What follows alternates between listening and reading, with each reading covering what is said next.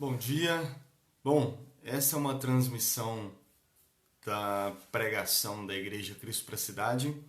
Nós tivemos uns imprevistos e não foi possível termos culto presencial. Então eu vou fazer essa transmissão aqui porque hoje é a última pregação da série de pregações à Igreja. Então farei essa transmissão para poder pregar essa última pregação dessa série e poder, semana que vem, nós iniciarmos a nova série de pregações, que é a Igreja Sem Paredes. Então, para recapitular toda esta série, nós estamos desde o mês de outubro, né? Fez 4 meses agora, em janeiro, que nós estamos pregando sobre um mesmo assunto, que é a Igreja, o Evangelho uns aos outros. E até aqui, com essa, são 14 pregações.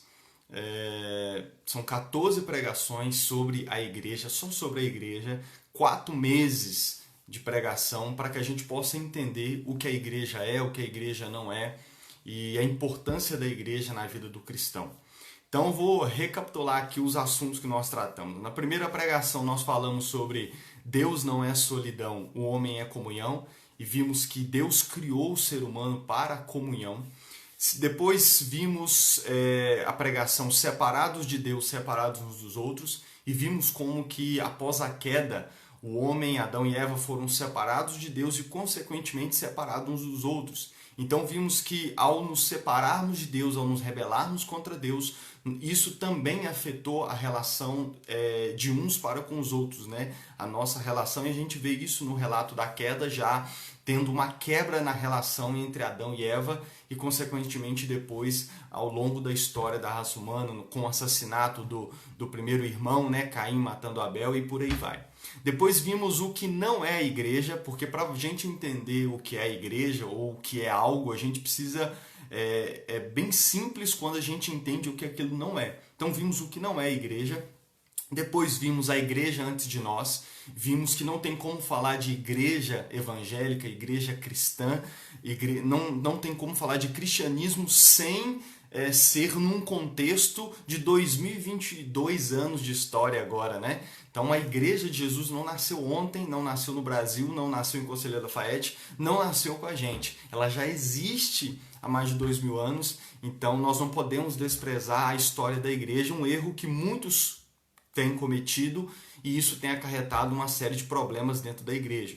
Depois vimos que a igreja ela é o corpo de Cristo, o próprio Deus a define assim, e vimos que nós individualmente somos membros individualmente, mas juntos formamos um corpo. Então eu não sou o corpo de Cristo, nós somos o corpo de Cristo. Eu individualmente sou apenas um dos membros, mas nós só somos corpo quando estamos juntos. Depois vimos que a igreja é a família de Deus, né? Nem todos são filhos de Deus, mas todos aqueles que creem em Jesus recebem o poder através do Evangelho, através da fé em Cristo, de se tornarem filhos de Deus. E todos os filhos, todos aqueles que se tornam filhos de Deus, automaticamente, naturalmente, são enxertados, são incluídos, já nascem de novo dentro de uma família. Da mesma forma que, por exemplo, eu disse para o pessoal, o meu filho Nicolas está prestes a nascer. E ele nem nasceu ainda, mas ele já faz parte de uma família. Então ele não vai escolher uma família na hora que nascer e nem vai escolher se ele quer ou não fazer parte dessa família. Só o fato dele nascer, dele ter sido concebido já, ainda como uma substância, quando ele ainda era uma substância informe ainda no ventre da minha esposa, ele já pertencia a uma família, porque ele já nasce dentro de uma família, e assim são todos os cristãos. Não é opcional pertencer à família que é a igreja, você já nasce dentro dela. Depois vimos que o cristão precisa da igreja, todos esses temas de pregações, e vimos a importância do porquê que o cristão precisa sim da igreja, é questão de vida ou morte, nós vimos isso. Depois veio a pregação uns aos outros, onde nós resumimos todas as passagens do Novo Testamento que trata da relação uns aos outros. Essas 3 palavras são muito presentes no Novo Testamento e ela resume o que é viver como igreja. Depois vimos lutando juntos contra o pecado, vimos que até mesmo a luta contra o pecado, Deus a planejou para que fizéssemos juntos, né? Todo cristão que tentar lutar contra o pecado sozinho, com certeza ele não vai ter sucesso. Depois não tivemos culto num domingo específico, porque nós fomos para o Cristo na carreata do Dia da Bíblia, em dezembro, e também fez parte da série. Por quê? Porque nós abrimos mão de um culto na nossa igreja local para cultuar junto com demais irmãos de outras denominações e igrejas num espaço público no Dia da Bíblia. E isso também faz parte da igreja, porque igreja não é apenas a nossa denominação, não é apenas a nossa igreja local. Igreja é a união de todos aqueles que creem em Cristo, independente das denominações. E pelo fato de sermos uma só igreja, um só corpo, aí está a importância, e se torna incoerente eu querer falar sobre a igreja no contexto local e não falar de igreja no contexto da cidade ou do país, no caso, né? Então fez parte também o fato de nós entendermos que há momentos em que nós vamos abrir mão de um momento ali no culto da igreja local para poder estarmos com outros irmãos de outras igrejas, como não, né? Para que a gente possa sempre lembrar que pertencemos a uma só igreja, independente do local e da placa que tenha do lado de fora do prédio, né?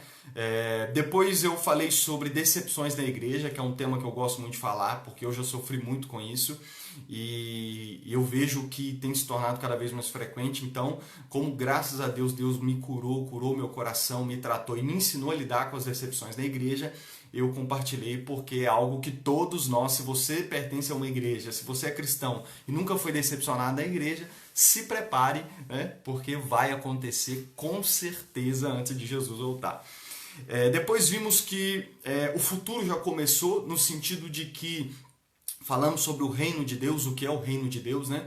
Falar do reino de Deus é muito mais que falar de unidade entre as igrejas, embora inclua isso.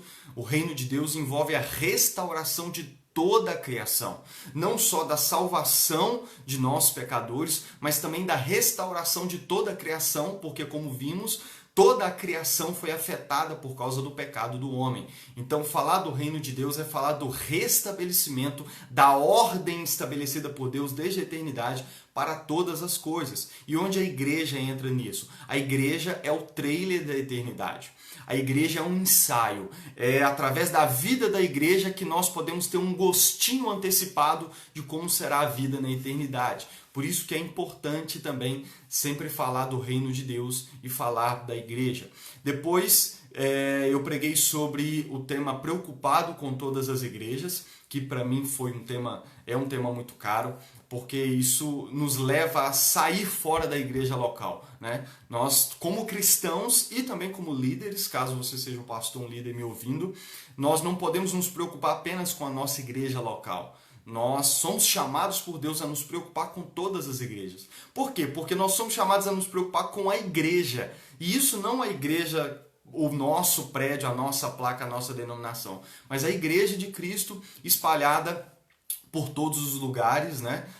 Por todo o mundo, como o apóstolo Paulo começa falando na primeira carta aos Coríntios. Semana passada nós vimos que a igreja é a coluna e o fundamento da verdade. E vimos a importância da igreja num mundo onde já muitos não acreditam que existe uma verdade absoluta. E semana passada nós vimos o caos que tem vindo sobre a humanidade, várias coisas que têm sido consequências dessa questão fundamental, que é deixar de acreditar que exista uma verdade absoluta. E nós vimos através da carta a Timóteo que a igreja ela é chamada por Deus para ser coluna e fundamento da verdade neste mundo, uma verdade que é absoluta, que é a verdade de Deus. E hoje, para finalizar, nós vamos ver que a igreja ela é o sal da terra e é a luz do mundo. Portanto, 14 pregações, 4 meses falando desse assunto, e como eu sempre gosto de lembrar os irmãos, é apenas um resumo de tudo que a Bíblia fala a respeito da igreja. E é por isso que para mim a igreja ela é maravilhosa, ela é apaixonante, mesmo tendo todos os seus erros, porque quem faz parte da igreja e quem acompanha essa série viu que eu não costumo omitir os erros da igreja, pelo contrário, como eu disse na pregação Preocupado com Todas as Igrejas, quem ama de fato não fecha os olhos para os problemas, pelo contrário, só quem ama que verdadeiramente vai enxergar os problemas, mas não vai enxergá-los e fugir, vai enxergá-los e se dispor a fazer parte da solução daqueles problemas. E a maioria dessas pregações vai ter no canal do YouTube, né?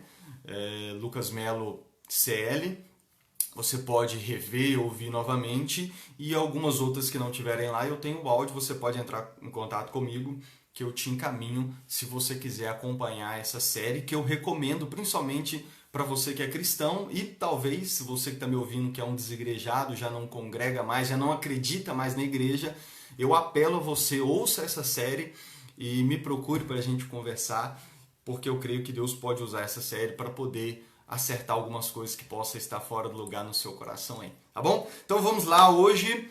Igreja, sal da terra e luz do mundo. E um detalhe importante, esta pregação vai ser a última pregação da série A Igreja e também já vai ser a primeira pregação da próxima série. Então essa pregação ela serve como uma ponte entre essa série A Igreja e a próxima série, que é a Igreja Sem Paredes, que eu também já te convido para poder cultuar conosco presencialmente ou acompanhar as transmissões aqui nesse perfil do Facebook, que é exclusivo para essas transmissões das pregações. Então vamos lá, Igreja, sal da terra e luz do mundo.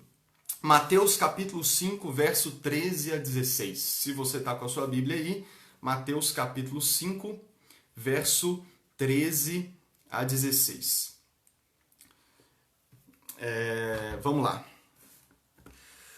Diz assim a palavra de Deus: vocês são o sal da terra, mas se o sal perdeu o seu sabor, como restaurá-lo? Não servirá para nada, exceto para ser jogado fora e pisado pelos homens. Vocês são a luz do mundo. Não se pode esconder uma cidade construída sobre um monte. E também ninguém acende uma candeia e a coloca debaixo de uma vasilha. Ao contrário, coloca-a no lugar apropriado e assim ilumina a todos os que estão na casa. Verso 16. Assim brilhe a luz de vocês diante dos homens, para que vejam as suas boas obras e glorifiquem ao Pai de vocês que está nos céus. Vamos orar mais uma vez. Senhor, nosso Deus e nosso Pai, eis aqui a Tua palavra, Senhor. Deus, te peço que o Senhor venha falar conosco nesta manhã. Usa-me, Espírito Santo, para que eu seja objetivo, simples, para que todos possam compreender e que enquanto eu falo, Senhor, o Senhor possa levar essa palavra ao mais íntimo do coração dessa pessoa, que o Senhor possa abrir os olhos e os ouvidos do coração dela, para que ela possa compreender a maravilha da Tua palavra e o que o Senhor espera da Tua igreja neste tempo, como esperou em todos os tempos. E que possamos, de fato, ser igreja para a Tua glória, uma igreja que é sal da terra e também luz do mundo. Bom, vamos lá.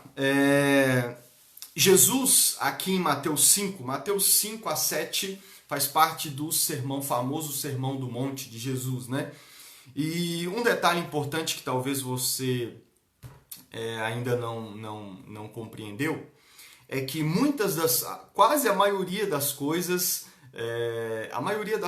que Jesus falou nos evangelhos, ou que Jesus falou enquanto esteve nessa terra, ele não se aplica à vida de todas as pessoas do mundo, né? Por exemplo, o Sermão do Monte é o sermão onde Jesus diz assim: bem-aventurados os pobres em espírito, pois deles é o reino dos céus. Bem-aventurados os que choram, pois serão consolados. Bem-aventurados os humildes, pois eles receberão a terra por herança. Então, a maioria das coisas que Jesus ensinou, principalmente no que diz respeito a estilo de vida, a maneira de ser, não se aplica à vida de todas as pessoas do mundo, mas se aplica e já era uma antecipação da vida da igreja. Então deixa eu te ajudar a entender. Embora Jesus estava começando o seu ministério, embora Jesus ainda tinha discípulos ali apenas de Jerusalém e tudo mais, o que ele ensinava já apontava para o futuro da igreja. Então muitas coisas que Jesus ensinou e falou a respeito com os discípulos, ele já estava falando mais ou menos assim: olha, o que eu estou ensinando aqui é como vocês vão viver. Assim que eu concluir a minha missão, é assim que vocês vão viver. Então, muitas coisas que Jesus ensina, aquele que ainda não é cristão, aquele que ainda não crê em Jesus, aquele que ainda não creu no Evangelho, aquele que ainda não nasceu de novo, ele pode tentar, mas ele não vai conseguir praticar e viver essas realidades que Jesus ensina. Por isso que quando Jesus começa dizendo aqui nesse verso 13, vocês são o sal da terra, ele não está falando com as pessoas, com todas as pessoas que estavam ouvindo. Esse vocês, ele se refere à igreja, ele se refere aos seus discípulos, ele se refere àqueles que já eram, vamos dizer, o protótipo da igreja, aqueles que já eram a igreja e que seriam, se tornariam, e hoje para nós, que a palavra de Deus é inspirada e ela ultrapassa o tempo, para nós hoje que fazemos parte da igreja, para nós que nascemos de novo. Então, quando ele diz, vocês são o sal da terra, ele está falando com a igreja, ele está falando com os discípulos de Jesus. E semana passada, recapitulando, nós falamos exatamente sobre isso. Semana passada nós falamos que a igreja ela é a coluna e o fundamento da verdade. E eu disse que a igreja ela é a última resistência. Eu disse que existe no mundo hoje poderíamos chamar assim, um espírito pós-moderno, né? É uma mentalidade, é uma maneira de pensar que muitos sociólogos e filósofos chamam de pós-modernidade, onde as pessoas não acreditam mais que existe uma verdade absoluta e a sociedade tem colhido as consequências e os frutos dessa maneira de pensar. E eu disse que a igreja ela é a última resistência. A igreja foi chamada por Cristo, ela foi convocada por Cristo para ser a última resistência, para ser aqueles que acreditam e pregam e vivem baseado em uma verdade que é Cristo Jesus, que é a palavra de Deus, e permanecer nesse mundo do jeito que está, lutando e defendendo essa verdade, defendendo de fato na defesa do evangelho, como Paulo disse. E quando Jesus disse, vocês são sal da terra, era exatamente disso que ele estava falando. Numa sociedade, né, da época de Jesus, onde não havia geladeira, hoje quando nós queremos conservar um alimento, nós colocamos na geladeira. Mas na época de Jesus não tinha geladeira, você sabe disso. Então, qual que foi um dos primeiros conservantes naturais que o homem acabou ali descobrindo e que conservava um alimento? Foi o sal. O sal, hoje nós usamos muito mais como um tempero, né, para temperar e tudo mais. Na época, a primeira função do sal não era esse de dar um sabor, de dar um tempero. A primeira função do sal na época de Jesus era de conservante. Eles usavam o sal para conservar o alimento, porque o sal ele inibe, né? Até hoje é tido como um conservante natural, ele inibe a ação de enzimas degradativas, seja do próprio alimento ou de outros micro-organismos. Então o sal tinha essa primeira função, que era conservar os alimentos. Então quando Jesus vira para a igreja, vira para os seus discípulos, para os cristãos e diz assim, vocês são o sal da terra, ele estava querendo dizer que a igreja, que os cristãos, eles são o conservante desse mundo. Nessa pregação, a igreja, eu falei um pouco, mas na pregação Deus Salva Pecadores, que foi uma série anterior a essa série A Igreja, eu falei muito sobre isso, que também tem a maioria das pregações gravadas no canal do YouTube, você pode ouvir novamente. Eu disse que nós vivemos num mundo caído. A Bíblia diz que o pecado entrou no mundo e corrompeu todas as coisas no mundo. Então, tudo que nós vemos de ruim é consequência do pecado. Tudo que nós vemos de degradação, e parece que só piora as coisas, né? Muitos são progressistas, acreditam na melhora da humanidade, mas na prática mesmo parece que as coisas só pioram, né? Nós não vemos, às vezes, motivos para ter esperança na melhora da humanidade, em que as pessoas se tornam melhores, sejam mais unidas e tudo mais. Então, num mundo onde a corrupção cresce cada vez mais, num mundo onde parece que já não há regras, num mundo onde parece que as coisas, ao invés de melhorar, só pioram, Jesus disse, a igreja é o sal da terra. Da mesma forma que o sal inibia com que coisas tornassem o alimento ali degradável, corrompido e tudo mais, Jesus disse, neste mundo que se corrompe cada vez mais, que piora cada vez mais, vocês são o sal da terra. Deixa eu te dizer, em outras palavras, o que Jesus estava dizendo e o que nós podemos aplicar e entender disso. Irmãos, o mundo só não é pior porque a igreja está aqui. Guarda isso. Se você acha que o mundo está ruim, ele poderia ficar pior, caso Deus levasse a igreja embora hoje. Então, o mundo, irmãos, só não é pior porque a igreja ainda está nesse mundo. porque a igreja está presente, porque cristãos verdadeiros, autênticos, porque existe uma igreja verdadeira, fiel ao Evangelho, fiel a Cristo, que permanece nesse mundo. E é por isso que ele não se torna pior. É por isso que ele não é pior. Dizem, né, e você já deve ter ouvido isso, que a igreja é o lugar dos ex-traficante, ex-isso, ex-aquilo. Então, imagina se não existisse a igreja nesse mundo. E é exatamente disso que Cristo está falando. Vocês são o sal da terra. A presença de vocês vai conservar. A presença de vocês não vai permitir, vai, de certa forma, limitar, vai, de certa forma, impedir que as coisas sejam piores. Então, graças a Deus pela vida da igreja, e não cristãos usufruem do benefício que é ter a igreja nesse mundo, por mais que eles possam até mesmo odiar e ser contra o cristianismo, ser contra o evangelho. Eles usufruem do benefício que é ter a igreja nesse mundo. Então Jesus disse, vocês são o sal da terra, e basicamente o que eu preguei semana passada se aplica a isso. Nós somos sal da terra como eu preguei semana passada, nós somos coluna e fundamento da verdade. Quando nós batemos o pé, somos firmes como posição, como cristãos, como igreja, e nós lutamos contra tudo isso que tem sido resultado desse espírito pós-moderno, como ideologias de gênero, essa guerra contra a família tradicional, essa guerra contra as crianças, e eu não vou dar exemplos aqui, você pode ouvir a pregação da semana passada. Então, nós estamos aqui e somos sal dessa terra, nós somos o conservante, nós impedimos e devemos, é uma responsabilidade, é uma missão até que nós temos de permanecer firmes e conservar e impedir que as coisas se tornem piores. É claro que 100% nós não vamos, porque faz parte do cumprimento do plano de Deus que as coisas aconteçam dessa forma mesmo. Por isso que quando Jesus fala da volta dele, ele compara a época de Noé. Ele compara vários momentos do Antigo Testamento onde a Bíblia diz que o pecado chegou num nível tão grande que Deus decidiu resolver fazer algo, né? Então, as coisas precisam acontecer do jeito que estão acontecendo. Mas mesmo tudo que está acontecendo no mundo esteja dentro do controle de Deus, esteja já escrito na palavra de Deus, nós temos essa missão, essa responsabilidade de, enquanto estivermos nessa terra, sermos conservantes, sermos sal. Enquanto estivermos aqui, lutarmos, sermos a resistência, lutar pela verdade e impedir que as coisas sejam piores. Né? Enquanto aguardamos o retorno do nosso rei, o Senhor dos Exércitos, em que ele vai vir e pôr em ordem todo esse caos, toda essa bagunça que o diabo, os demônios e o ser humano pecador tem criado e gerado nesse mundo. Então esse é o chamado da igreja e eu falei dele a semana passada. Porém, o verso 13 continua. Jesus disse, vocês são o sal da terra, ponto. E aí ele continua, mas, aqui vem o mais. Jesus disse, mas, se o sal perder o seu sabor, como restaurá-lo?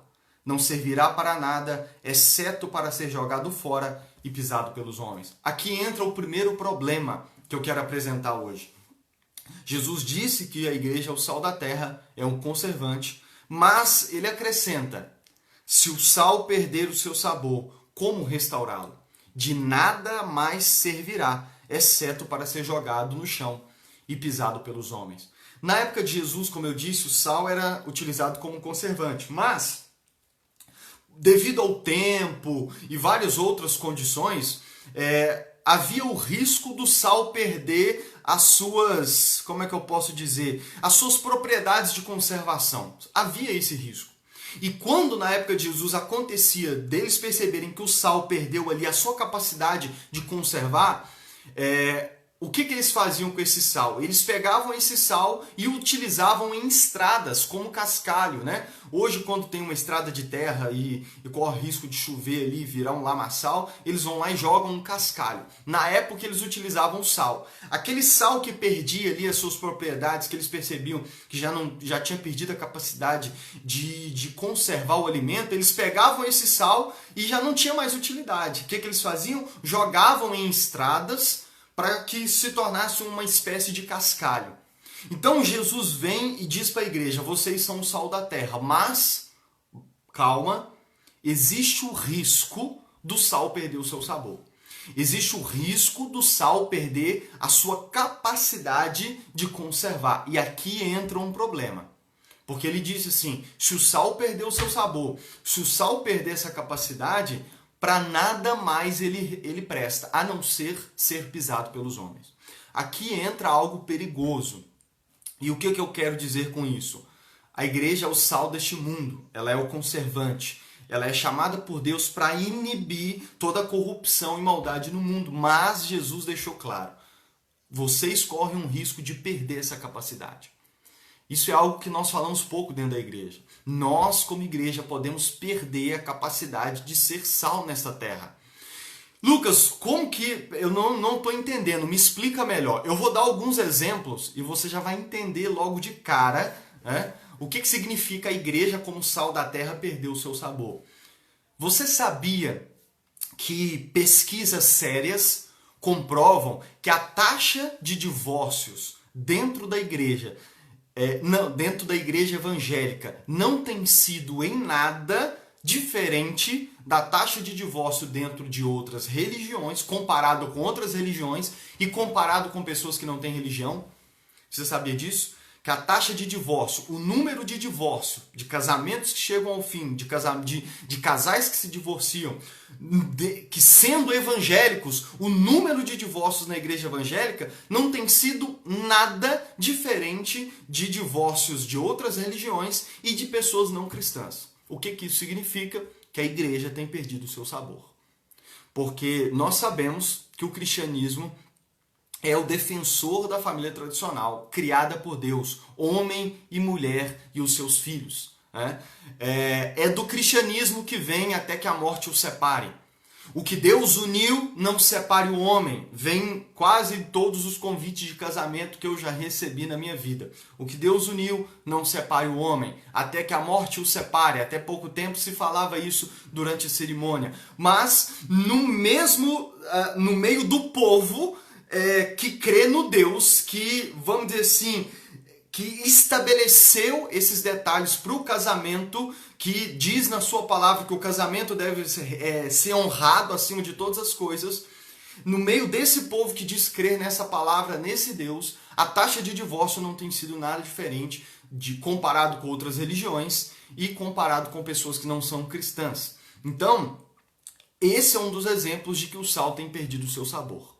Um outro exemplo, não é difícil de perceber, engana-se quem vai contradizer ou vai discordar agora, mas o tipo de relacionamento entre os cristãos, e aqui relacionamento amoroso, falando de namoro, vamos traduzir para você entender, mas o tipo de relacionamento não vai além do namoro, o tipo de relacionamento entre cristãos não tem sido nada diferente dos não cristãos. Se você observa um casal de namorado jovem cristão, e um casal de namorado que talvez não tenha uma religião ou não frequenta a igreja, por mais que talvez acredite em Deus, não é em nada diferente. Vou ser bem mais objetivo aqui. Jovens casais cristãos fazem sexo antes do casamento da mesma forma que não cristãos fazem e acham normal. Entende? E acham normal. Casais cristãos namoram 8, 10 anos da mesma forma que casais não cristãos namoram. Tem um instituto, Instituto Barna, Grupo Barna de pesquisas, é um instituto de pesquisa que se dedica a estudar o ambiente cristão e seu impacto na sociedade, assim como a influência da cultura secular. E segundo essa informação desse instituto, 41% dos entrevistados entendem ser uma boa ideia morar com o parceiro antes do casamento. E ele entrevistou cristãos, evangélicos, crentes, que 41% disse que acha normal viver com o parceiro, né, com o pretendente ali antes de casar. Então eu vou resumir nisso, você é inteligente, você já sabe onde que eu quero chegar. O tipo de relacionamento, desde o namoro, não tem sido em nada diferente. Não tem sido em nada diferente. Recentemente, conversando com um grande amigo de infância, a gente estava conversando sobre isso. Que dentro das igrejas, jovens namoram 8, 10 anos e todo mundo sabe que eles não são anjos, né? Porque para aguentar 10 anos namorando, se tocando, se beijando e não fazer sexo, nem se fosse anjo, né? Então, e ninguém fala nada mais dentro das igrejas. A maioria das igrejas vê tudo isso, os pastores vê tudo isso e age como se fosse tudo normal, namorar esse tanto de anos, ou fazer sexo antes do casamento, ou seja, aquilo que há alguns anos atrás era caro para o cristianismo, né? Inclusive isso afastava muitos, porque não, é muito sério, é muito rígido e tudo mais. Você sabia, por exemplo, que quando os padres e pastores diziam, porque agora nem dizem mais, né? Não faz nem sentido dizer, quando diziam assim, agora você pode beijar a noiva, você sabia que essa frase fazia sentido numa época em que o casal só se beijava pela primeira vez lá no altar? E é por isso que existia essa frase, agora você pode beijar a noiva. Hoje, quando você ouve essa frase, é só uma frase de efeito numa cerimônia, porque ela já perdeu o seu real sentido. Então, são exemplos de como que a igreja, os cristãos, têm perdido o seu sabor em meio a este mundo e não tem, como disse Jesus, servido para nada, porque não tem sido em nada diferente de todo o resto da sociedade. Um outro exemplo que eu vou falar muito na próxima série, a ética de trabalho dos cristãos. A ética de trabalho, a maneira como os cristãos trabalham, não tem sido em nada diferente dos não cristãos. A forma como os patrão que são crentes, que são cristãos, tratam seus funcionários, eu já vi ser até pior do que pessoas que não são cristãs. A forma como funcionários lidam com o seu serviço, lidam com o seu patrão, às vezes é pior do que o funcionário que não é cristão. Muitos cristãos, tanto funcionários quanto patrões, que usam, para citar um exemplo só, a mentira como ferramenta de trabalho.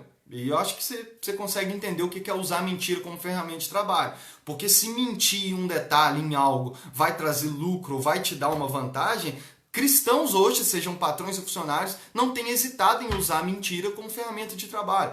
Então esse é um outro exemplo que eu vou falar muito na próxima série sobre trabalho e cristianismo, né? Como que ser cristão deve influenciar a sua maneira de trabalhar também.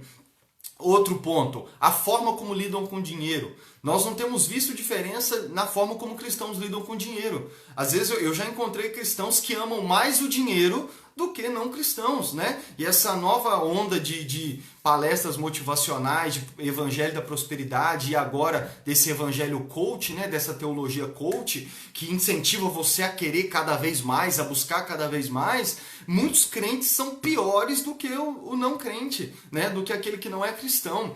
Então, esse é um outro exemplo de como que o sal, de como que a igreja, os cristãos têm perdido o seu sabor. Eles não têm se tornado em nada, eles não têm sido nada diferente daqueles que não são cristãos. Outros pontos, a relação de pais e filhos, né? Eu já, uma vez, pegando um mototáxi e papo vai, papo vem com o mototáxi, ele pegou e falou que o pai dele na igreja era obreiro, mas que em casa era o demônio, entendeu? Então, assim, esses são vários exemplos de como que pais lidam com seus filhos e filhos lidam com pais, sendo que a palavra de Deus, o evangelho, influencia todas as áreas da nossa vida. Mas nós temos visto, em muitas vezes, diferença nenhuma. Outro, relação entre cônjuges, entre marido e mulher, né? Eu já vi maridos crentes tratar a sua esposa de um jeito, ou vice-versa, de um jeito que, assim, você fica... Gente, né? Então, também vou falar muito disso mais pra frente. Outra questão, e aqui é um caso sério, até mesmo o jeito de se vestir. O jeito de se vestir. Às vezes você encontra mulheres, e também homens, tá? Mas eu vou focar nas mulheres aqui. Mulheres se vestindo de uma forma, seja até mesmo na igreja ou fora dela, de um jeito que você não vê nem pessoas que não são cristãs. Eu já conheci pessoas não cristãs que têm mais modéstia, mais pudor, né? Mais bom senso do que mulheres cristãs. Então, essa é uma outra relação. Inclusive, eu indico para você que um livro excelente, Deus o Estilista. Fica a dica aqui, fecha parênteses. E o último ponto, a forma como se relacionam nas redes sociais, que é outra coisa que eu gosto bastante de observar. A forma como cristãos lidam com as redes sociais, com o que posta, com o que curte e tudo mais, com, vamos dizer, o tempo que passa, o vício, não tem sido em nada diferente. Esse poderíamos aqui ficar amanhã a tarde inteira dando vários exemplos e não esgotaríamos o fato de que o sal tem perdido o seu sabor. A igreja, infelizmente, chegou num período em que ela está caminhando para não prestar para nada daqui a pouco, né? Porque ela não tem sido em nada diferente e nós precisamos resgatar isso. Nós precisamos corrigir esses problemas para que voltemos a ser sal nessa terra. Então esses são exemplos de que o sal perdeu o seu sabor. E Jesus disse, olha, resistir é muito bom. Vocês têm que resistir, vocês têm que conservar, mas vocês têm que permanecer como sal. Porque se vocês perderem as suas propriedades, se a igreja for igual às pessoas, ao resto do mundo, ela não vai salgar nada, ela não vai. A igreja, irmãos, tem mais a acrescentar ao mundo quando é diferente dele do que se tornando parecido. E esse é um outro problema que nós temos, que muito fruto de falsas teologias, onde diz que nós precisamos fazer de tudo para atrair as pessoas que não são cristãs para a igreja, e nessa onda de atrair, a gente acaba abraçando uma ideia em que nós temos que melhorar a aparência, melhorar as questões para que a gente possa receber as pessoas. E nessa falsa teologia, que eu não vou entrar nos detalhes aqui, que senão é assunto para manga, a igreja tem perdido o seu sabor. E nós precisamos restaurar o nosso sabor como sal a respeito da igreja. E mais um ponto aqui que eu não vou deixar de mencionar. Como o pastor Anderson Silva fala, né? Pastor Anderson Silva de Brasília. Um outro exemplo dessa questão de perder o sabor é o seguinte, por exemplo, quando a igreja evangélica se associa à direita política e começa, através da política, de se dizerem defensores da família tradicional, contra o aborto e tudo mais, o pastor Anderson Silva diz assim, não adianta você lá na política, lá no Senado, lá em Brasília, defender a família tradicional e trair a sua esposa. Defender a família tradicional lá com unhas e dentes e você ter amante. E você tá no terceiro casamento. E você não ser um exemplo de marido. Então não adianta nada. E nesse aspecto, esse é uma outra evidência do nosso problema. É que a gente tem às vezes só resistido no discurso. A gente tem sido resistência, sal da terra, no discurso. Eu sou contra o aborto. Eu sou a favor da família tradicional. Mas só no discurso, só no palanque, só nas redes sociais, na hora de postar, curtir as coisas. Mas no dia a dia mesmo, entende? Eu defendo lá, como político ou como cidadão, a família tradicional, mas não trato a minha esposa como Cristo deseja que eu a trate. Né? Mas não trato bem os meus filhos. Eu digo que eu sou contra o aborto, mas o meu filho eu não trato bem o meu filho. Ou eu sou um pai ausente, e pai ausente tem vários tipos de pai ausente. Então assim, não adianta. A gente até se torna hipócrita e incoerente ou assimétrico, né? Falta coerência entre o que a gente fala e o que a gente faz. E isso também significa o sal perder o seu sabor. E o que é pior ainda, porque em palavras a gente continua sendo sal, a gente continua defendendo, continua gritando, esbravejando, aí faz vídeo, vai para rede social, faz passeata, e no dia a dia mesmo nós não praticamos aquilo que dizemos. Então esse também é um exemplo claro do sal perder o seu sabor. Então nós precisamos restaurar essas questões. Nós precisamos corrigir essas coisas dentro da igreja para que de fato possamos ser sal como Cristo Jesus deseja que sejamos. E é aqui que a gente entra no segundo problema. Nós entramos no segundo problema. Qual que é o segundo problema? A igreja no Brasil e também podemos dizer sim na nossa cidade, eu estava conversando, falando isso com o Conselho de Pastores recentemente no grupo, nós temos apenas reagido, apenas resistido. A igreja no Brasil e na nossa cidade tem sido conhecida apenas por aquilo que resiste, apenas por aquilo que ela reage. O que eu estou querendo dizer com isso? Nós temos sido apenas reativos ou conhecidos apenas pelo que resistimos. Em outras palavras, a igreja tem sido conhecida por aquilo que ela resiste aos ataques contra Deus. Então, quando vem essas ideologias de gênero, quando vem essas políticas que são contra a família tradicional, essas ideologias de gênero que são a favor da revolução sexual, que são a favor da pedofilia, que são contra a família tradicional, que querem, vamos dizer assim, despertar a questões sexuais nas crianças desde cedo. Quando vem essas pautas, seja através da política, das redes sociais, ou através dos meios artísticos, do meio da produção cultural, aí a igreja aparece. Né? Quando Portas do Fundo faz um especial de Natal zombando de Cristo, da igreja, de Deus, aí a igreja quer boicotar a Netflix, aí quer boicotar quando aparece uma marca de algum produto a favor da comunidade LGBTQIA+, aí aparece a igreja, vamos boicotar, aí aparece a resistência, aí aparece reagindo, né? Então, a igreja tem sido conhecida por aquilo que ela reage. E, de fato, irmãos, é o que eu disse até aqui e preguei semana passada só sobre isso. De fato, a igreja é o sal da terra e esses detalhes que eu acabei de citar faz parte disso. Nós temos, sim, que manter a nossa posição e ir contra, sem violência, sempre no diálogo, né? E sempre mostrando o porquê somos contra. Porque não é simplesmente dizer eu sou contra e pronto, acabou. Nós temos que dar, como Pedro disse na sua carta, a razão da nossa esperança, a razão da nossa fé. Temos que dizer, somos contra, mas o porquê somos contra, né? Porque eu vejo também muitos cristãos e a igreja falando eu sou contra, mas se você for perguntar por que é contra, nem sabe responder. Então nós temos que entender o porquê somos contra também, né? E ser contra não significa determinar a pessoa como inimigo e tudo mais. Então a igreja tem sido conhecida no Brasil e na cidade por aquilo que resiste. Um exemplo que eu até dei, né, falei aos pastores. Veio a pandemia, aí vem o pessoal da política ali, vem as autoridades públicas e barra a igreja de se reunir por vários meses. Aí os pastores se unem, aí vem a igreja, aí reage, não que igreja é essencial e aquele negócio todo. Aí passou, liberou, some todo mundo. É cada um por si, Deus por todos. Aí vai todo mundo embora, vai todo mundo seguir a sua vidinha, vai todos os pastores, todos os crentes seguir a sua vidinha e vão aparecer de novo. As eleições estão vindo aí, Pelo jeito o Lula vai ser candidato mesmo, né?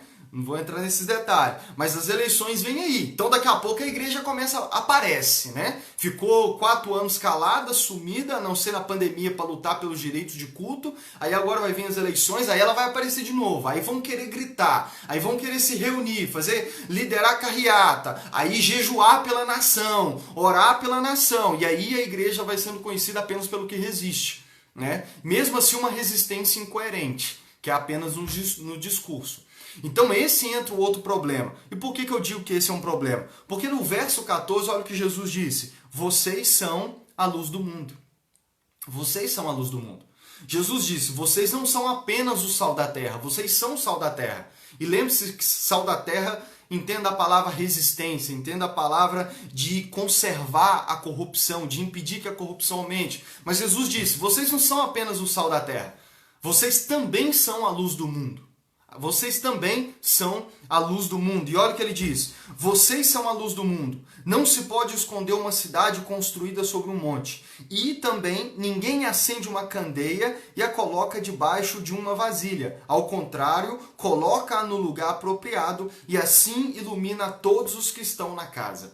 Aí olha o que Jesus diz. Assim brilhe a luz de vocês diante dos homens, para que vejam as suas boas obras e glorifiquem ao Pai de vocês que está nos céus. Jesus disse, vocês também são a luz do mundo. Vocês são a luz do mundo. Vocês não apenas devem conservar este mundo corrupto, inibir que a corrupção se espalhe, que o mal se espalhe, mas Jesus disse, vocês também são a luz do mundo. A igreja não pode ser conhecida apenas como sal da terra, apenas por aquilo que resiste, apenas por aquilo que é contra, né? Apenas por aquilo que ela diz ser contra, por aquilo que ela não concorda. A igreja também deve ser conhecida como luz deste mundo. E, em outras palavras, podemos resumir nessa palavra. A igreja também deve ser conhecida por aquilo que ela produz. Nós não podemos apenas reagir, nós não podemos apenas resistir, nós não podemos ser conhecidos apenas por aqueles que são do contra. Nós temos que ser conhecidos também, a igreja, os cristãos têm que ser conhecidos como aqueles que produzem, com aquilo que eles fazem, que iluminam esse mundo, que traz luz para esse mundo. E Jesus, no verso 16, poderíamos dizer assim: Jesus, o que o Senhor quer dizer com luz do mundo? O que o Senhor quer dizer? E olha o detalhe, Jesus disse: não se pode esconder uma cidade edificada sobre um monte. Olha o que Jesus diz, é maravilhoso. A igreja, ela é uma cidade edificada no cume de um monte.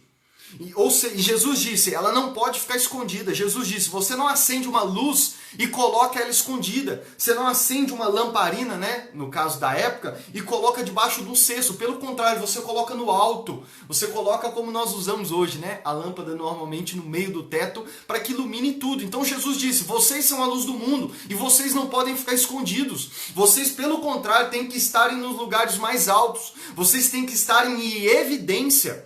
E o que significa trazer luz para o mundo? Jesus diz no verso 16, assim brilha a luz de vocês diante dos homens, para que vejam as suas boas obras. Jesus associou o iluminar o mundo, o ser luz do mundo, com praticar boas obras. Então aqui entra um aspecto que nós precisamos. A igreja precisa ser conhecida por aquilo que produz. A igreja precisa produzir boas obras neste mundo, diante dos homens, como Jesus disse, que a luz de vocês brilhe diante dos homens, ou seja, a igreja, os homens, aqueles que não são cristãos, o mundo que não é cristão, corrompido, ele precisa olhar para a igreja e ver luz na igreja. Eles precisam ver a igreja. A igreja não pode ficar escondida 4 anos e só aparecer quando vem a guerra política. A igreja não pode ficar escondida e só aparecer quando as autoridades públicas mandam fechar e proibir os cultos. A igreja não pode ficar escondida e aparecer só quando vem uma marca famosa a favor da comunidade LGBTQ e a mais a favor das ideologias de gênero. A igreja não pode ficar escondida e aparecer só quando num teatro aparece um homem nu, onde as crianças... Vocês estão entendendo? Eu estou recapitulando exemplos de anos passados aí, de meses passados. Então, Jesus disse, a igreja precisa estar em evidência. Ela precisa estar como uma cidade no alto de um monte. Aquilo que todo mundo vê, aquilo que todo mundo vê. A igreja precisa estar nesse lugar mais alto, para que todos os homens possam ver a luz da igreja. E o que Jesus quis dizer com essa luz? Ele disse, assim brilhe a luz de vocês diante dos homens, para que eles vejam as suas boas obras. Irmãos, eu sei que tem um versículo onde Jesus diz que o que a tua mão direita faz, a esquerda não precisa ficar sabendo. Jesus disse para os fariseus que eles não deviam praticar boas obras e tocar sino para que as pessoas vissem. Mas esse é um lado da moeda. Ele estava falando isso, apontando para aqueles que faziam com a intenção de receber aplausos. Existem homens e a igreja pode sim, alguns cristãos podem sim fazer boas obras na intenção de serem vistos pelos homens e eles receber o aplauso. Existe sim possibilidade da igreja, do cristão individualmente, fazer boas obras para receber o aplauso. Eu posso dar uma esmola, eu posso dar uma cesta básica para que eu receba o aplauso, para que eu seja elogiado. Nossa, esse cara é bom, entende? Mas Jesus estava... Então, quando Jesus discerne no coração do ser humano essa intenção, ele diz, não faça, que a tua mão direita faz, a esquerda não precisa ficar sabendo. Não faz para receber o aplauso dos homens, porque isso é hipocrisia. Não faz, e você, se fizer, você não vai receber a recompensa. Mas existe o outro lado da moeda, e é isso que nós precisamos entender. Tem muita gente que se perde no cristianismo, ou não entende o cristianismo, porque olham muitas vezes um lado da moeda só. Às vezes olham um versículo só, sendo que nós precisamos compreender, para compreender o evangelho, o cristianismo e a palavra de Deus, precisamos dela de capa a capa. Então, não pegue versículo isolado e crie uma teologia ali. Existe o outro lado da moeda, onde Jesus está dizendo aqui nesse verso, e é claro. Jesus disse, a cidade edificada sobre um monte, pega a lâmpada, coloca no lugar mais alto para que ilumine todos. O que o Senhor quer dizer com isso? Vocês têm que serem vistos pelos homens, as boas obras de vocês têm que ser vistas pelos homens. Para quê? Para que ele glorifique o Pai de vocês que está no céu. Então, a igreja precisa produzir boas obras, irmãos. Ser luz do mundo é produzir boas obras. E o que nós temos visto nesse momento da história do cristianismo da igreja é que nós temos sido conhecidos apenas como sal da terra, apenas como os conservadores. Ah, esses aí são os conservadores. Ah, esses aí são o de direita. Ah, esses aí são os que resistem. Esses aí são os do contra. Esses aí são aqueles que de vez em quando aparecem aí para querer boicotar a marca, pessoa e tudo mais.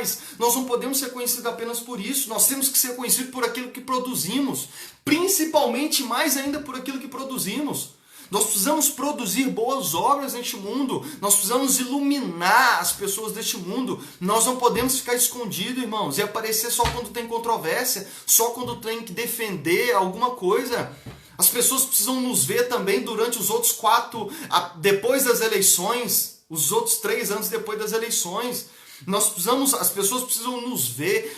Em outras palavras, a igreja tem que virar notícia não apenas quando resiste à ideologia de gênero, aos ataques contra as crianças, ou contra a esquerda, marxismo, comunismo. Não, nós temos que virar notícia de jornal pelas boas obras que produzimos. Por aquilo que produzimos de bom e que iluminamos o mundo. Aquilo que, como disse Jesus aqui, que a luz de vocês brilhe diante dos homens para que eles vejam as boas obras de vocês e glorifiquem ao Pai de vocês que está no céu. Então as boas obras da igreja são para a glória de Deus, não para a glória dos homens. Nós temos que praticar boas obras sim, e muitas boas obras, para a glória de Deus.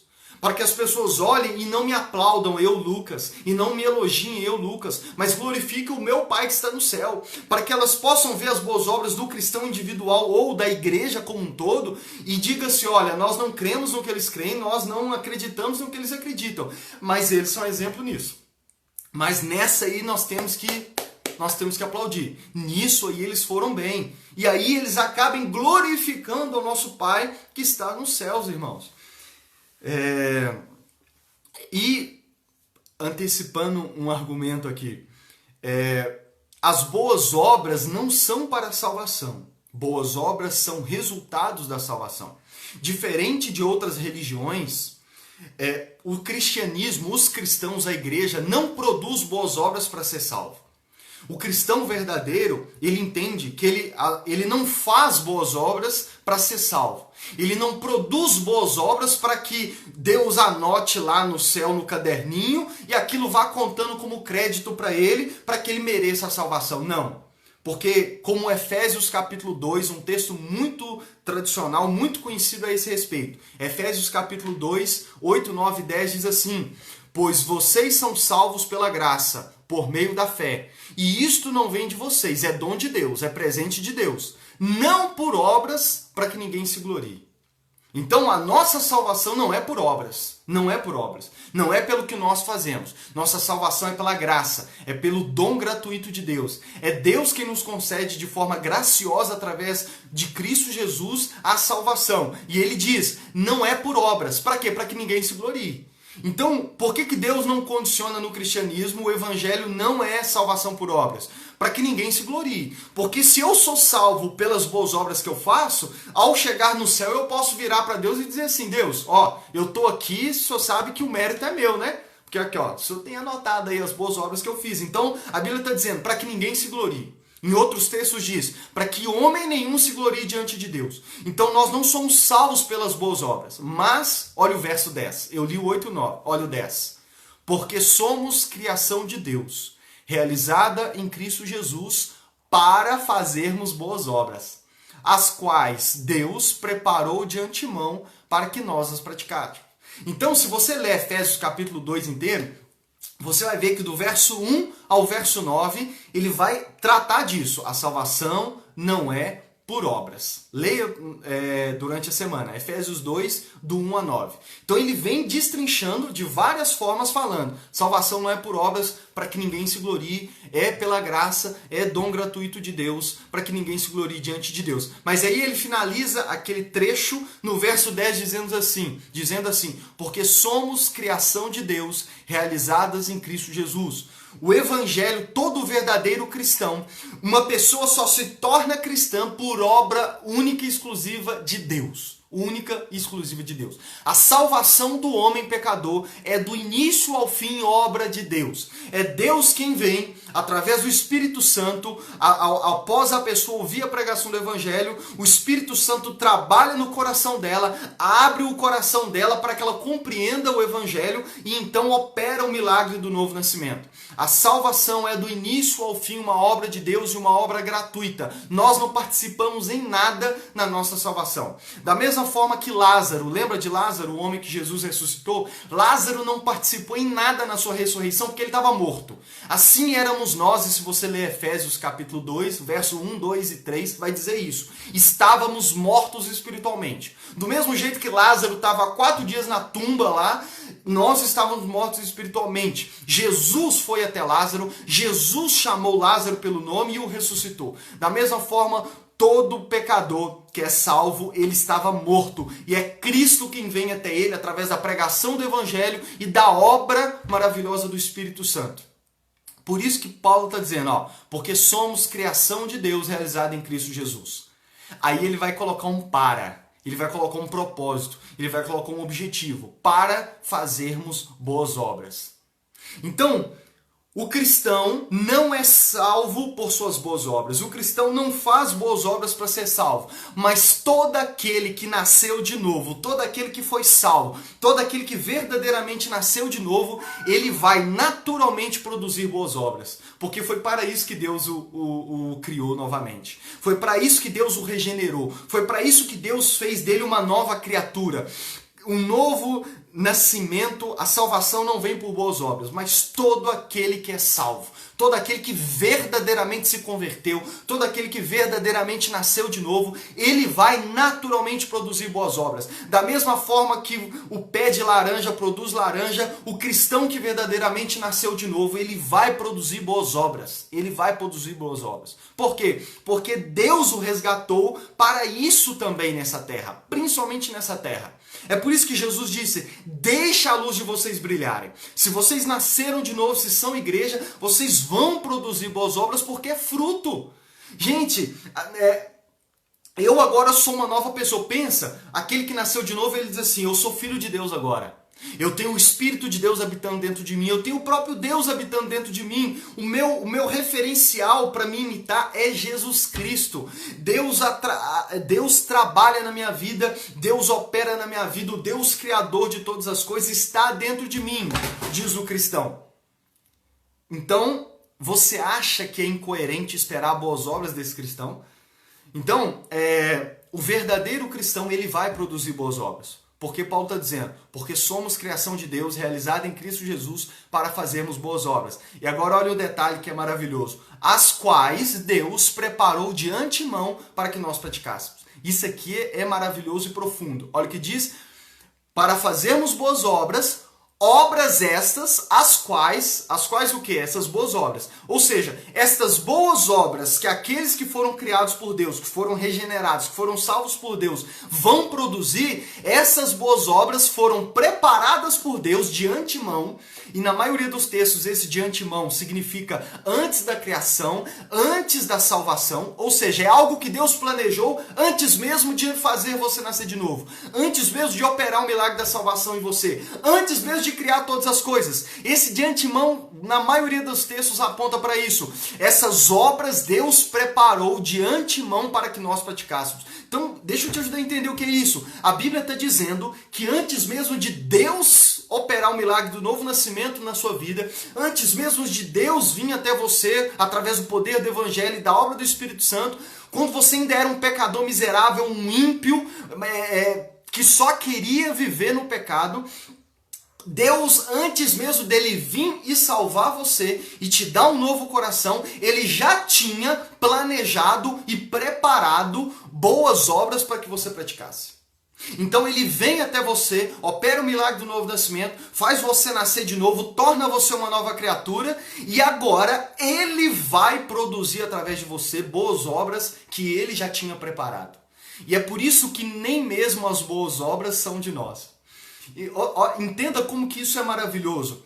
Até o cristão verdadeiro entende que até quando ele produz boas obras, Por que os aplausos não podem ser para ele? Por que o mérito não pode ser dele? Por que os elogios não podem ser para ele? Por que a glória não é dele? A glória é toda de Deus. Porque ele sabe, ele entende que até quando ele produz boas obras, é Deus quem a faz através dele. Ele entende que por ele mesmo, ele é tão pecador que por ele mesmo ele não faria nem uma pulga de boa obra. Mas toda boa obra que ele faz, ele dá glória a Deus. E ele aponta para o seu Deus, porque ele sabe que essas boas obras é Deus operando através da vida dele. Ou seja, até as nossas boas obras não vêm de nós mesmos, mas ela vem de Deus. E isso é maravilhoso. E é por isso que Jesus disse, deixe que as suas boas obras os homens vejam. Por quê? Porque é Deus operando através de vocês para a glória dele mesmo.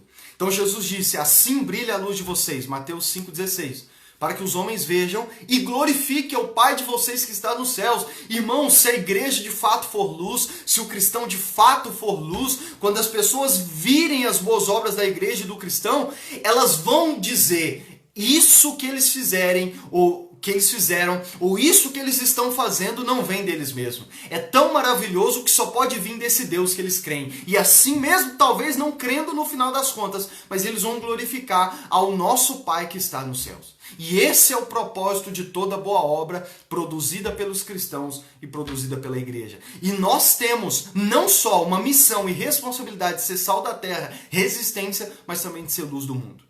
Nós somos chamados para produzir boas obras nessa terra. Até que isso, irmãos, desde o nosso novo nascimento, desde o dia em que convertemos, até a volta de Jesus, o que Deus espera de nós é que vivamos nessa terra para a glória de Deus. E viver para a glória de Deus nessa terra inclui produzir boas obras, praticar boas obras. De forma que as pessoas glorifiquem a Deus. Olha o que o apóstolo Paulo diz em Filipenses capítulo 2, verso 14. Façam tudo sem queixas nem discussões, de modo que ninguém possa acusá-los. Aí olha o que ele diz. Levem uma vida pura e inculpáveis como filhos de Deus. Olha o que Paulo está dizendo para a igreja. Levem uma vida pura e inculpável como filhos de Deus. Levem uma vida tão santa e tão pura, e Deus não nos ordenaria fazer algo na Bíblia que não fosse possível. Olha o que o apóstolo Paulo está dizendo, olha o que Deus está dizendo. Levem uma vida pura e inculpável como filhos de Deus. Uma igreja vivendo de fato como igreja, um cristão sendo de fato cristão, ele vive uma vida pura e inculpável. O que é inculpável? Até os que não são cristãos, é difícil achar brecha para culpar eles. Eu vou te dar um exemplo disso. Billy Graham foi um grande evangelista do século passado. Faleceu agora, se não me falha a memória, em 2019. E dizem, e ele assim, pregava em grandes cruzadas, ia em estádio, rodou o mundo inteiro, recebeu honras em diversos países,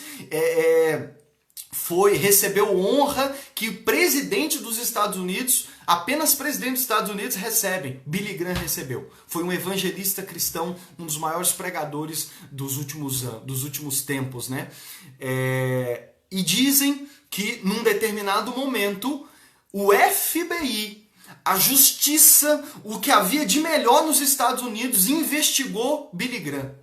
Assim, sabe? Igual a gente vê em filme, de rastrear tudo. E não acharam um fio de cabelo que pudesse condená-lo. Que pudesse dizer, você é corrupto, você fez algo de errado.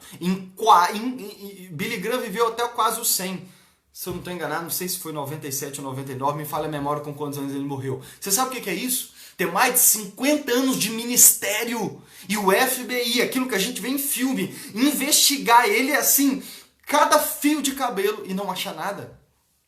Então, Paulo está dizendo, vivam uma vida pura e inculpável como filhos de Deus. Irmãos, nós não podemos bater no peito dizendo que nós somos filhos de Deus e viver da mesma forma que aqueles que não são. Nós não podemos. Nós não podemos ter uma vida que em nada difere daqueles que não são cristãos, se de fato nós dizemos que somos filhos de Deus. E aí Paulo continua, brilhando como luzes resplandecentes num mundo cheio de gente corrompida e perversa. Olha como que o Paulo diz aqui completa. Brilhando como luzes resplandecentes no mundo cheio de gente corrompida e perversa. Nós vivemos num mundo cheio de gente corrompida e perversa. E num mundo como esse temos que ser não apenas sal da terra, não apenas resistir pela verdade, mas também sermos luz do mundo. Irmãos, aqueles que mais deveriam produzir boas obras neste mundo deveriam ser os cristãos. Se a igreja não tem sido conhecida principalmente por suas boas obras, nós precisamos de uma reforma nesse sentido. Nós precisamos ajustar as coisas e alinhar as coisas, pois nós não podemos ser conhecidos apenas como os que resistem, e principalmente pelos que resistem ou pelo que somos contra. Deveríamos e temos que ser conhecidos por aquilo que produzimos, por aquilo que somos luz do mundo e as boas obras que produzimos. Eu ia dar exemplos de homens que ao longo da história serviram de exemplos nesse aspecto. Vou citar apenas o nome. William Carey, tem um filme dele na internet, impactou a Índia inteira. O Exército da Salvação, você já deve ter ouvido, até em filmes, depois pesquisa sobre, e ao longo da próxima série eu vou falar deles. Martin Luther King, se você já ouviu falar em Martin Luther King, Eu Tenho um Sonho, ele era um pastor batista cristão. Pretendo agora, à tarde, assistir o filme dele que tem no Amazon Prime. Mas eu vou deixar para citar eles na próxima série, onde eu vou destrinchar isso. Por isso que eu disse que essa pregação é a última da série A Igreja, mas já é praticamente a primeira. É uma ponte que liga as próximas séries. Por quê? Porque na nossa próxima série de pregações, Igreja Sem Paredes, eu vou falar muito. Eu tenho dito para os irmãos, acho que essa série vai durar o resto desse ano. Porque eu vou falar muito sobre a igreja como luz do mundo. Sobre aquilo que a igreja pode e deve produzir como boas obras deste mundo, para que nós nos tornamos luz nesse mundo. Então até aqui nós olhamos para dentro de nós, na série Deus Salva Pecadores, e olhamos para dentro da igreja, para nós como comunidade. A partir de agora e na próxima série nós vamos olhar para fora. Por isso, Igreja Sem Paredes. Nós não podemos ficar escondida, nós temos que ir para esse mundo. É isso que significa, por exemplo, a declaração de visão da nossa igreja. Uma igreja centrada no Evangelho para servir a cidade. Tudo isso que eu falei hoje de ser luz e que eu vou pregar nessa próxima série está dentro dessa frase da nossa declaração de visão, para servir a cidade. Se você é da nossa igreja, ou se você quiser entender qual a visão que nós temos de igreja, né? Fez 2 anos que nós estamos plantando essa igreja. Se você quer entender qual tipo de igreja nós queremos nos tornar, e essas pregações têm sido para isso, para moldar o que nós queremos ser como igreja, você vai entender o que significa servir a cidade nessa próxima série. E o que eu disse aqui, servir a cidade sendo luz para a nossa cidade específica, mas para o mundo, como Jesus Cristo disse. Então, últimas 2 coisas. O que isso tem a ver comigo, com você? Primeiro, irmãos, se você está me ouvindo, se você é um cristão verdadeiro, sua vida não pode ser infrutífera. Sua vida não pode ser inútil nessa terra. Você não pode ser um sal que só serve para ser pisado. Você tem que produzir boas obras. Por isso que eu não acredito em uma pessoa que verdadeiramente é cristã e vive no seu mundinho, na sua casa, tá? Não se envolve mais nem com a igreja local. Sabe, Deus não a vida dele não influencia em nada as pessoas ao seu redor. Então as pessoas precisam ver você, cristão individual, como sal e luz nessa terra. E também como igreja local, eu tenho dito isso para os irmãos. Eu estou num estado bem inconformado, sabe? Nós estamos começando a nossa igreja, fez 2 anos apenas, mas eu já estou inconformado. Por quê? Porque eu tenho sido confrontado por homens de Deus que têm me levado a entender isso. Nós precisamos produzir, nós precisamos ser luz. Nós não podemos ficar apenas dentro de 4 paredes achando que está tudo bem. Nós não podemos ser uma igreja local inútil, sabe? Infrutífera, que não influencia nada na sua rua, no seu bairro, na sua cidade. Nós precisamos ser luz, irmãos. Nós precisamos ser luz, nós precisamos produzir boas obras para que as pessoas possam ver as nossas boas obras e glorifiquem o nosso Pai que está no céu. Mas nessa próxima série eu vou falar bastante disso. Então, se você ouviu essa pregação e não é cristão, a minha oração é para que o Espírito Santo possa operar o milagre do novo nascimento no seu coração. E talvez por não ser cristão, você concordou comigo em tudo aqui. Porque talvez você já comentou isso, já pensou e tem esse ponto de vista em que a igreja é apenas resistência, é apenas o sal, mesmo assim tem sido um sal sem sabor, tem sido apenas resistência no discurso e não na sua vida. E a minha oração para você, especificamente que ainda não crê no Evangelho, é que você perceba e entenda que a incoerência da igreja e dos cristãos é um problema neles e não no Deus, não no Pai deles que está no céu. Porque se você prestou atenção, você me ouviu aqui ler apenas uma das passagens, duas passagens, onde mostra o que o nosso Deus, o que o nosso Deus Pai, né? Porque nós cristãos cremos num Deus Pai. O que o nosso Deus Pai, Pai do nosso Senhor Jesus Cristo, espera da sua igreja. E você entende um dos motivos pelo qual Cristo pagou o preço e salvou aqueles cristãos. Salvou os cristãos e quer salvar você também. Para que você possa se tornar sal e luz nesse mundo para a glória dele. Vamos orar? Senhor, nosso Deus e nosso Pai, obrigado, Senhor, por esta manhã, obrigado por essa palavra. Deus, a minha oração é para que essa palavra penetre no mais íntimo do coração de cada um de nós. Que essa palavra possa, assim como tem sido comigo, Senhor, possa ficar martelando no coração dessa pessoa. Deus, que essa palavra possa ser como aquela goteira que fica pingando e vai batendo, como diz o ditado, água mole em pedra dura, tanto bate até que fura. Que essa palavra, Senhor, que essa série de pregações e que também eu já apresento a Ti a próxima série de pregações. Que aqueles que perseverarem, estiverem conosco nessa próxima série, aqueles que ouvirem essa série sobre a igreja, Deus, que a Tua palavra venha penetrar, porque a Tua palavra é espada de dois gumes, mais penetrante do que qualquer outra coisa, separa ossos e medulas. Tua palavra, Senhor, é útil e eficaz para discernir os pensamentos, para corrigir os nossos erros e nos capacitar o Seu povo para toda boa obra, como diz a Tua palavra em Hebreus e em Timóteo. E Deus, que a Tua palavra venha transformar nosso coração, nosso íntimo. Que em primeiro lugar possamos ficar desconfortáveis com o atual cristianismo que temos vivido. Que possamos confessar, Deus, e nos arrepender de um falso cristianismo que temos visto, Senhor, que temos vivido, Senhor. Que possamos cair a nossa ficha, que a gente possa voltar para a vida real e entender que temos vivido um cristianismo falso, um cristianismo de plástico genérico, Senhor. E que possamos ser despertados como cristãos individualmente e como igreja para vivermos de fato como sal da terra e luz do mundo. E principalmente como luz do mundo que tem faltado à Tua igreja, Pai. Que possamos ser conhecidos pelo que produzimos, pelas boas obras, para que as pessoas glorifiquem ao Senhor. E não por apenas ser a resistência incoerente que temos sido. E que possamos fazer tudo isso para a glória do Senhor, que é o destino final de todas as coisas. Que nós te pedimos em nome de Jesus e eu já te agradeço. Amém. Amém?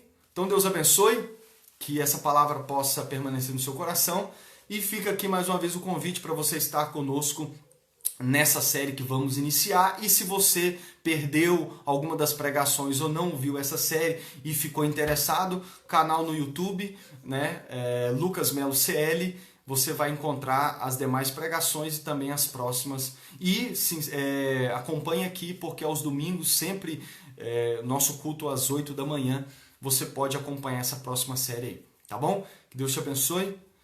Até breve.